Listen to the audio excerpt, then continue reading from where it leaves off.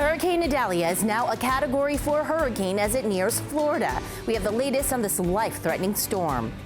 Federal disaster funding running low. I'm Amy Lou in Washington with how federal first responders are managing Idalia and these latest natural disasters. Also, we are keeping an eye on the storm from our weather center. I'll have the hurricane forecast coming up later in the show. 4029 News Sunrise starts right now. Live, local, late breaking. This is 4029 News Sunrise. And here's a live look at the current conditions in Florida right now. That's where a powerful hurricane is expected to arrive anytime now. Stay tuned with us as we have coverage throughout the morning on this storm, Hurricane Idalia.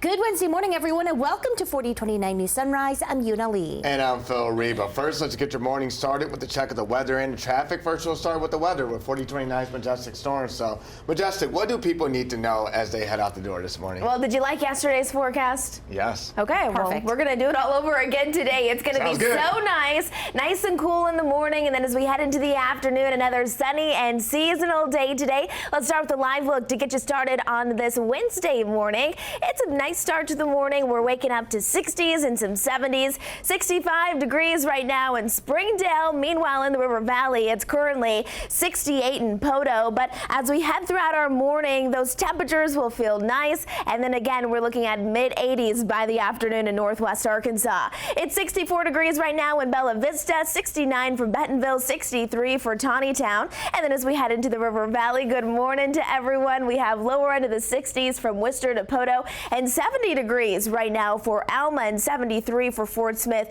So a little bit warmer for the River Valley. But for that bus stop forecast today, it is going to be really quite nice. You can see our River Valley forecast. Temperatures will climb into the lower end of the 90s. Partly sunny skies, very similar to really what we saw yesterday. And really that'll be the setup for us as we head into the next couple of days before we do start to see those changes arrive as we near the weekend. Now for the River Valley, this is the next 5 days. Seasonal conditions will take us all the way through our work week. Not just those daytime highs, but even those overnight lows will feel really nice, especially dropping into the lower end of the 60s. But notice a bump up in temperatures as we head into our Labor Day weekend. And that's going to be the big story for this upcoming holiday weekend. A rise in temperatures and humidity. Phil, even for Northwest Arkansas, it's going to feel nice the next few days, but we do have the return of 90s. Coming up in just a few minutes, I'll be back here detailing out where the hurricane is and where it's moving to next. All the details in just a few minutes.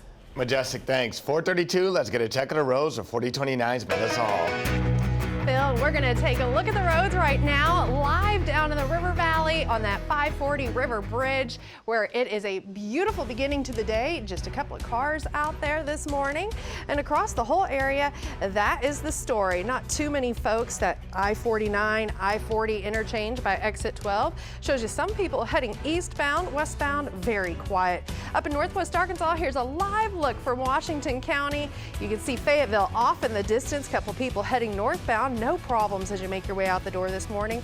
Further up north, coming in from Centerton, southeast 14th Street, pretty much have the roads to yourself. As you do get off the interstate, no issues this morning. Maybe you're heading toward that Walmart headquarters. 30 to 35 miles an hour on all those streets up in Bentonville as you do make your way. So it's going to take you that typical amount of time to make it into Bentonville from Fayetteville, Una. All right, thank you so much, Melissa. And Hurricane Idalia, now a Category 4 storm, gaining fury over the Gulf of Mexico as it charges towards Florida's Gulf Coast. Idalia intensifying overnight with winds of more than 120 miles per hour expected to hit Florida's Big Bend. ABC's M. Wayne reports from Tampa. This morning, Hurricane Idalia barreling towards Florida's Big Bend, expected to make landfall just north of Cedar Key. The hurricane strengthening over the Gulf of Mexico, threatening to unleash catastrophic storm surges and rainfall. My son's a law enforcement officer, and he's encouraged me real bad to leave. They have ordered a lot of body bags. They're expecting some fatalities, so I don't want to be one of them. It's scary. Governor Ron DeSantis warning people in coastal communities. This is going to be something that will leave significant impacts, and particularly in this part of the state. Overnight, people in at least 30 Florida counties placed under evacuation orders. Residents hunkering down, boarded up windows and filled sandbags. Tampa Electric securing tens of thousands of workers from more than 20 states as far as Maine to help restore power after the storm. 5,500 National Guardsmen are also on high alert. Experts say climate change has intensified the storm. It's 88, 89 degrees over where the storm's going to be tracking, so that's effectively rocket fuel for the storms. President Biden has been in constant contact with Florida officials and will receive a briefing today. FEMA is already calling on Congress to approve more funding for disaster response. We're watching out closely for those storm surges, which could reach as high as 16 feet in some parts of Florida. It adds to the increasing flood threat here and along the coastline. Em Nguyen, ABC News, Tampa. All right, Em, thanks so much. And at 4:35, here's a live look at the current conditions in Florida right now. That is where that powerful hurricane is expected to arrive today. Live look at Tampa. Now, Hurricane Idalia is expected to make landfall this morning in Florida. 4029's Majestic Storm is keeping an eye on the Category 3 hurricane. So, Majestic, where is the storm right now? You know, it is just right outside the west coast of Florida, expected to hit landfall around 8 or 9 o'clock their time locally. So this is something that we're tracking very closely. I want to show you our current satellite and radar. You can see how well defined this hurricane is. Currently a Category 4 hurricane, and you can see the center of this storm is very well defined, although the impacts are going to be well outside of just the eye of this hurricane. So the last advisory, it came in at 4 o'clock. The storm is moving north-northeast at now 18 miles an hour. So it is accelerating. It is intensifying. Winds 130 miles an hour. So the Big Bend area is really the biggest concern where that Category 4 hurricane is set to make landfall. Once it does so, the storm will weaken. And as it does so, it is expected to not only impact Florida, but also moving into Georgia as a Category 2 hurricane as we head into the later parts of the day today, and then moving towards the Carolinas, and then finally back out to the Atlantic. Phil, this is something we'll be keeping a close eye on all morning long. Majestic, thanks. Razorback football is back, and this weekend there's one thing you'll need to get into the game: your phone. Absolutely. 4029's Lakira Banks joins us with a look at the new mobile ticketing system. Lakira. Good morning, Una and Phil. Fans must now download their ticket onto their mobile wallet in order to get into the game. Instead of scanning a barcode like in previous years, fans will need to walk up to a scanner and scan their phone, which will capture it from their mobile wallets. Taylor McGillis with the Razorback Athletics says the new system will be easier for fans. We really think that the new mobile ticketing process will actually speed up lines.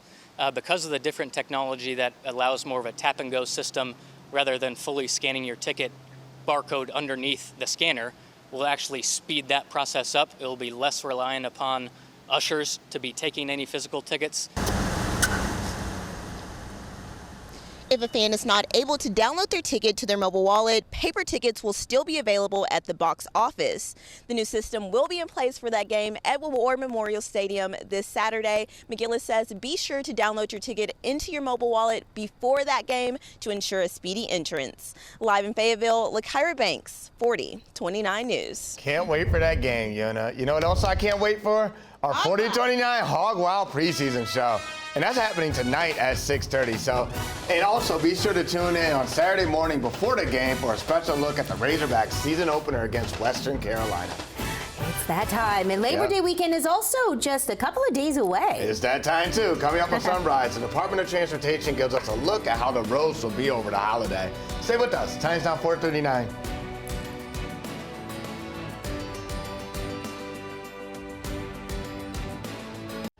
Welcome back. You might be planning a getaway this Labor Day weekend. But should you expect slowdowns as you hit the highways? 4029's Melissa Hall is tracking it live in the newsroom for us. Melissa, what can you tell us about the drivers that can expect, what can they expect as they head out this holiday weekend?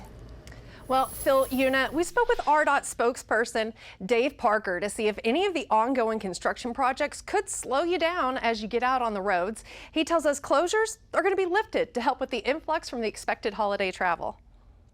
What the traveling public can be assured of is that from Friday morning to about Tuesday afternoon, evening, there won't be any lane closures on interstate, certainly, or major highways. That's good news considering AAA is reporting that even more travelers have plans for this Labor Day compared to last year. If you are one of them, you may still encounter some side projects if you do, though. You will see some construction projects going on lesser traveled roads, smaller projects, if you will, possibly Friday, Saturday, but that will not require full lane closures. AAA also says most people begin their travel on Thursday or Friday. If you plan on packing up Thursday, you will still need to factor in the construction on the interstates. Live in the newsroom, Melissa Hall, 4029 News. Melissa, thanks. A countywide cleanup is happening later this week. And coming up on Sunrise, we'll tell you how you can take part this weekend.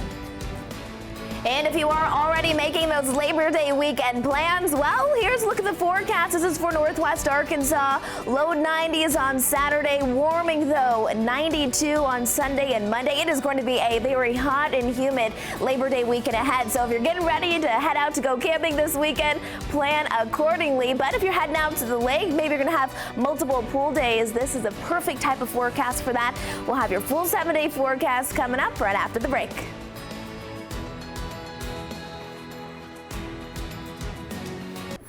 Welcome back at 4:45. This is a live look at the current conditions in Florida right now.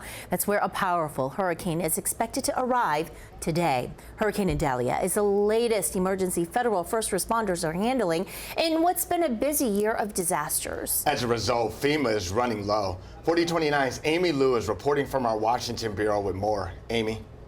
Well, Phil and Una, FEMA is asking Congress for another $12 billion in funding to get them through the end of September and says it may need even more as we approach the peak of hurricane season. FEMA is emptying its disaster relief fund, which has a remaining balance of $3.4 billion. The administration is implementing what it calls immediate needs funding, prioritizing what's left for critical response efforts like Hurricane Idalia and the Maui fires. FEMA's administrator is confident the agency can manage both disasters with no disruptions to helping people and state and local officials respond. We are prioritizing funding for Idalia, for the Maui fires, and any other extreme weather events that are coming our way without interruption. And I want to stress that while immediate needs funding will ensure we can continue to respond to disasters, it is not a permanent solution. And FEMA's administrator says the frequency of these natural disasters is increasing and is calling on Congress to help FEMA keep up with what she calls a new normal. In Washington, I'm Amy Lou, 4029 News. Amy, thanks. Sebastian County's countywide cleanup starts back up this weekend. And 4029's Emma Claybrook joins us live with more on how you can help. Emma. Well, good morning, Una and Phil. So this is happening every single Saturday in September in different cities in the county. So take a look at your screen here. Here's a list of all of the different collection sites. You can see this Saturday's countywide cleanup site is the Bob Boyer Park in Midland. The county is setting up dumpsters that'll be open from 7 a.m. to 2 p.m. on those Saturdays. If you live in Sebastian County, you can use them to dispose of all your garbage. We talked to the roads department, who says the county started doing this to keep people from dumping their garbage in areas where it's not allowed. It's just a good way for the citizens to get rid of clutter. Reason why we started doing it is because we had lots of illegal dumping in Sebastian County, and we just put this program together. We have it twice a year. We have a spring and then we'll have a fall. Carter says you can get rid of everything from barbecue grills to couches to appliances and more. And we'll have more on what you can and cannot get rid of coming up in our next half hour. Reporting live, Emma Claybrook, 4029 News. All right, Emma, thank you so much. Well, 448 right now in Fort Smith Public Schools are hiring more police officers to help keep students safe. And this after 2 students were arrested and accused of bringing weapons to schools within the past 2 weeks.